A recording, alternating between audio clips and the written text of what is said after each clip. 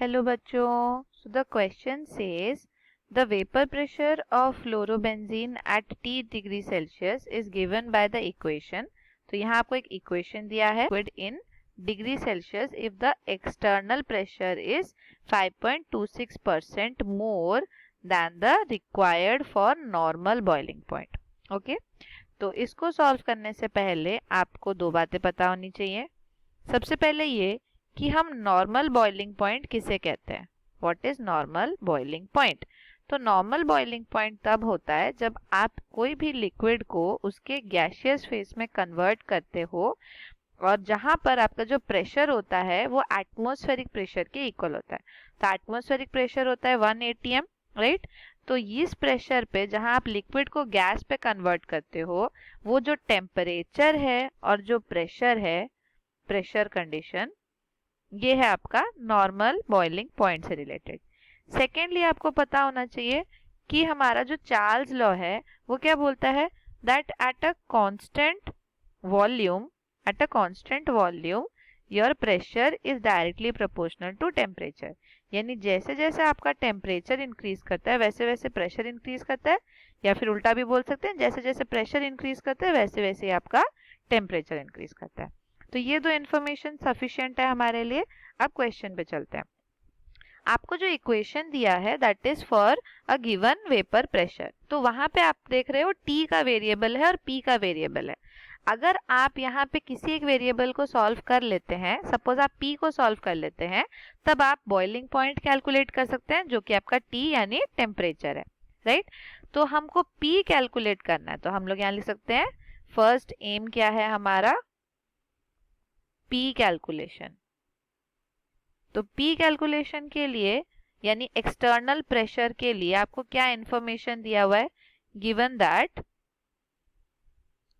जो आपका P external है it is 5.26% more than normal pressure at boiling point.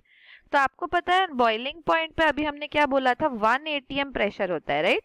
तो अब ये जो है ये न्यू वाला पी एक्सटर्नल वो 5.26 टाइम्स ज्यादा है उससे. यानी अगर आपको नॉर्मल प्रेशर जितना दिया होगा उससे आप उसमें एडिशन कर दोगे 5.26%, राइट. लेकिन हमें क्वेश्चन में जो दिया हुआ इक्वेशन उसमें आपका प्रेशर जो है वो किस में है, mm ऑफ hg में, और यहाँ पे आपको 1 atm में दिया है, इसीलिए आपको पहले 1 atm को कन्वर्ट करना है mm ऑफ hg में. तो इसको कन्वर्ट करते हैं. हमें पता है 1 atm is equals to 760 mm of hg, right. तो इसीलिए अगर आपको कैलकुलेट करना है एक्सटर्नल प्रेशर तो वो कितना हो जाएगा, कैलकुलेट करते हैं. तो इट विल बी 5.26 टाइम्स यानी 5.26% यानी 100 times of 760 mm of Hg plus 760 mm of Hg, right. ये है आपका न्यू P एक्सटर्नल.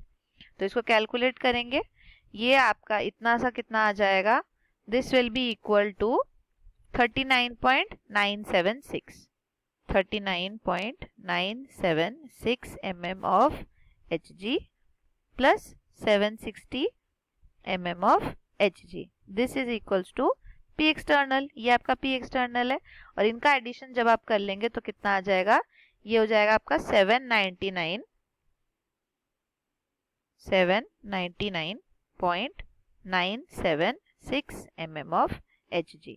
तो ये आपका न्यू पी एक्सटर्नल है. ये है आपका जो आपका इंक्रीज्ड प्रेशर के बाद जो पी एक्सटर्नल बना. ओके. अब हमें बस इसको इस इक्वेशन में, गिवन इक्वेशन में पुट करना है ताकि हमें न्यू टेम्परेचर पता चल जाए, क्योंकि हमने बोला जैसे ही आपका प्रेशर इंक्रीज होता है वैसे ही आपका टेम्परेचर इंक्रीज होता है. तो इसको पुट करते हैं. आपको इक्वेशन दिया हुआ है log p is equals to 7.0 minus 1250 divided by t plus 220, right. तो इसमें p की वैल्यू पुट करते हैं. तो putting P is equals to 799.967। अब आप इसको 799.967 भी रख सकते हैं या फिर इसको 800 mm ऑफ Hg भी कंसिडर करके कर सकते हैं सॉल्व, राइट। तो हम 800 से करते हैं, तो ये हो जाएगा log of 800 is equals to 7.0 minus 1250 by t plus 220। Log of 800 जब सॉल्व करेंगे तो आप इसको दो वे से कर सकते हैं, या तो डायरेक्टली कर सकते हैं अगर आपके पास लॉग बुक है, या फिर इसको ऐसे कर सकते हैं log of 8 into log of 100। तो ये कैसे इसको सॉल्व करना है, अगर आपको इसको सॉल्व करना है आपको log ऑफ 8 हो जाता है log of 2 to the power 3, right, जिसकी वैल्यू आपको आती है 0.9 और log ऑफ 100 होता है 2। तो ये हो जाएगा इस साइड पे, ये हो जाएगा 7.0 माइनस 1250 t प्लस 220। तो ये फर्दर कितना हो जाएगा आपका, लेफ्ट हैंड साइड में आपके पास आएगा 2.90 is equals to 7.0 minus 1250 by t plus 220। इसको थोड़ा सा शिफ्ट कर देते हैं, जो आपका वेरिएबल वाला टर्म है उसको लेफ्ट हैंड साइड ले आते हैं और जो कांस्टेंट वैल्यूज हैं उनको राइट हैंड साइड ले जाते हैं, ठीक है। अब 7 माइनस 2.90 इसकी वैल्यू आपकी आ जाती है 4.1 और यहाँ पे ये जो टर्म है नीचे डिनोमिनेटर में, इसको इसके साथ मल्टीप्लाई कर देते हैं 220। This is equals to 1250। इसको जब आप सॉल्व करेंगे तो कितना आ जाएगा आपका, यह जाएगा 4.1 t, आप ब्रैकेट ओपन कर लेंगे और फिर कॉन्स्टेंट्स डिवाइड सब्ट्रैक्ट कर देंगे। दिस इज इक्वल्स टू ये आ जाएगा आपके 1250 माइनस 902, ये आ जाएगा t इज इक्वल्स टू 902 से आपको सब्ट्रैक्ट करने के बाद ये आ जाता है 348 बाई 4.1 और इसकी वैल्यू आती है आपकी 84.87 degree Celsius. Okay, so this is your answer.